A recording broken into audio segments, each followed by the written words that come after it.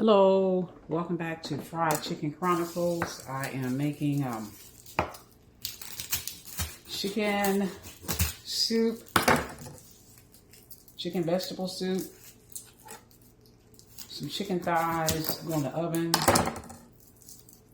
It'll be garnished with celery, carrots, green, orange bell peppers, and onions. And I'm gonna make my my scrambled egg concoction.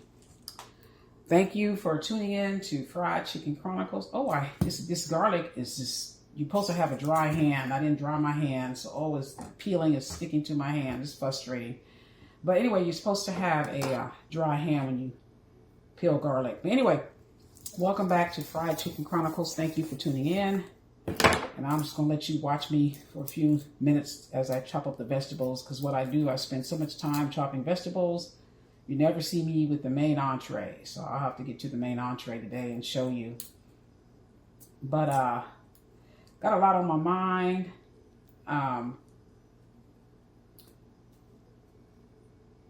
Just got a lot on my mind.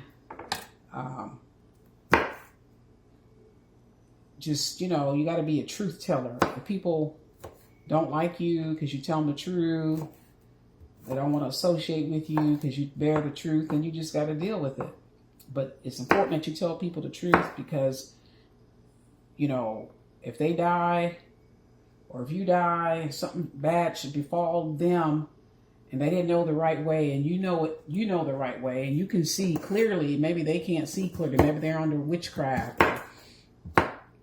They're not able to see things in a clear light, and they lose their life, and you didn't forewarn them, then, you know, the blood is on your hands. So it's always nice to forewarn people. It's always a good thing to do, to forewarn people, tell people, advise people of the peril they're in, pray for them, but tell them the truth. I don't care if they get mad, don't talk to you and disassociate from you, because it's their life that's in peril. I remember many, many years ago, there was this young man, and he was making a very bad decision. And I saw it in the spirit realm.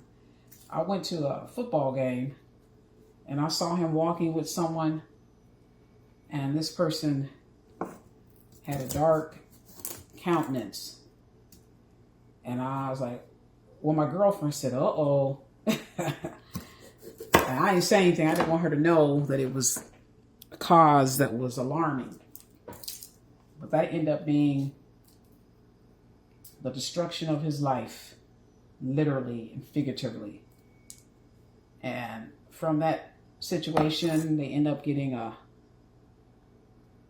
all kinds of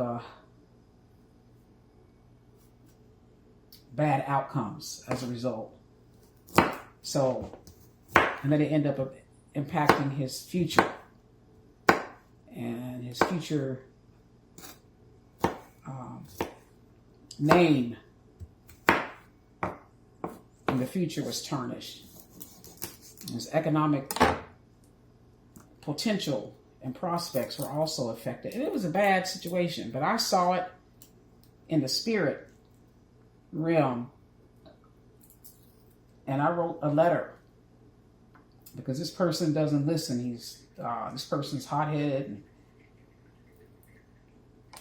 And incidentally, the father of this person, he uses him, but he never will tell him the truth, because the father is the author of lies. And that's bad when your own father is the author of lies and will not tell you the truth about a very serious and bad situation. And then you get yourself in a bad conundrum. And then, you know, this person, I don't know them close like that, but this person needed extensive help. So there you have it. So it's always important to listen to people telling you the truth. It doesn't feel good. It's not warm and fuzzy, but it can preserve your life. One thing I was always blessed with, I was at my lowest points many times in life.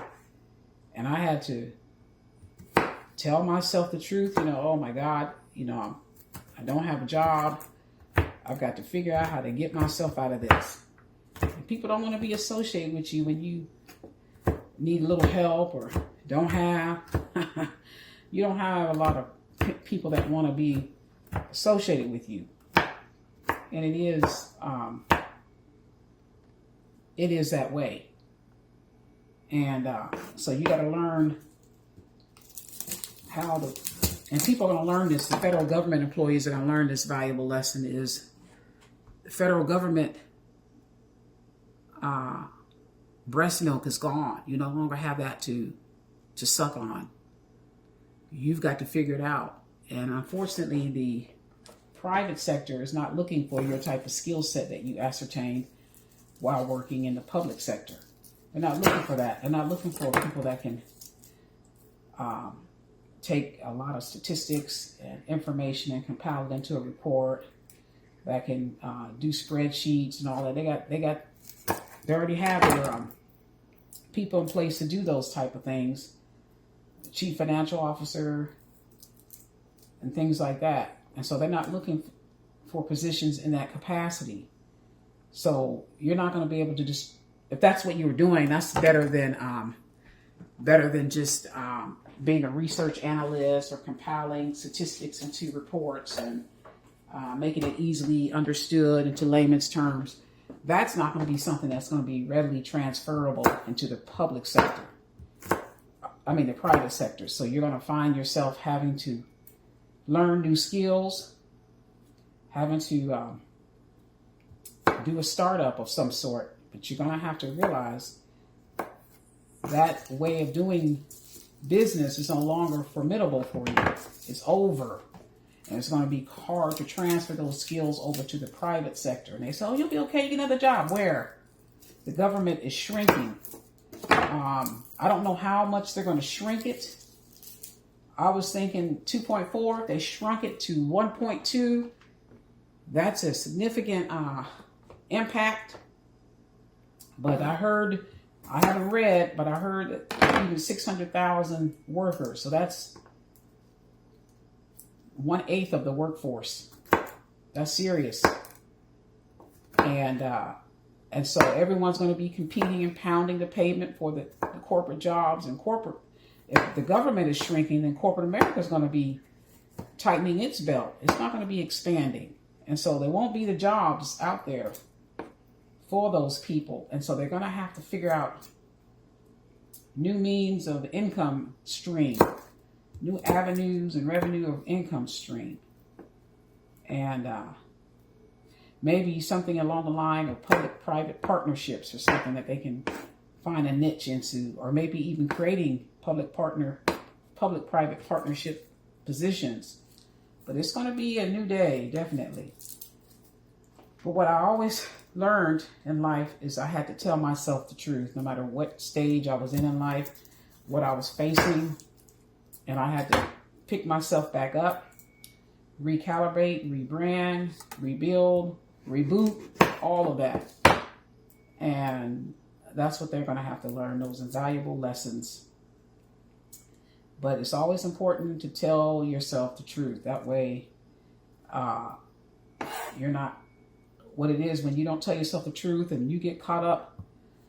You're like a bird that's in a snare. And that bird can never fly again. It's a bird ensnarement. Never fly again. It's going to be, its wings get clipped, and there it is. Had it had the forewarning that it knew it would know not to go near that area to be ensnared.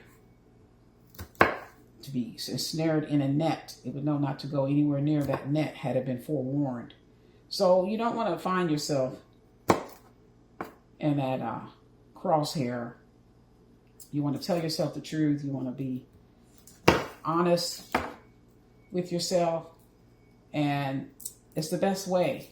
That's how you are able to propel forward. And you tell yourself, some of you will never be able to get a job again. So some of you are going to have to open up your own business. You're going to have to be innovative and think of something that you can bring directly to the marketplace. Others of you, since you've got the public sector experience, you're going to open up nonprofit organizations. And get that off the ground. But it's going to be a lot going on. But this federal government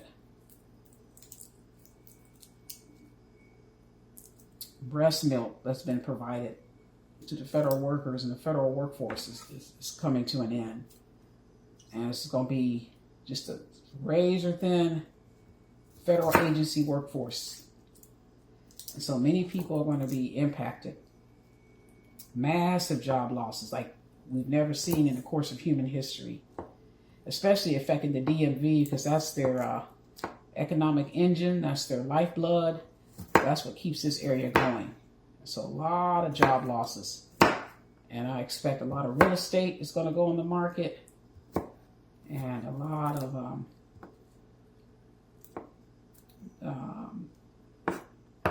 people are going to have to draw out of their 401s and pension plans.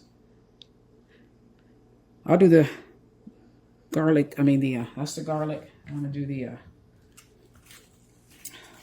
celery next. But yeah, it's going to have a huge economic impact on this region because they rely on the federal government. People live better out here than anywhere else in the country because of the federal agency's presence. And the people are intelligent because you have to be. You got to compete with everyone on the face of the globe to get a job. And so it makes you more sharper. It makes you intelligent. It makes you more nimble. And you learn things that you won't learn elsewhere in the workplace because you're out here at the epicenter of the federal agencies. And so it's going to have a huge impact. I read that commercial real estate, a lot of the commercial real estate in D.C., what happened is they shrunk and they stopped paying the exorbitant commercial real estate rental expenses because everyone was working from home or so many people working from home, so they didn't need the commercial space. And now everyone's got to report back to work and they have nowhere to report to because they don't have the commercial space for them to report to. So that's going to be an issue as well. So there's a lot going on. There's a lot going on. Now I'm going to put some of this celery, I like to cut it like this. Some of it I cut like this for the soup. The little small chunks go into the soup and it makes the soup broth more chunkier.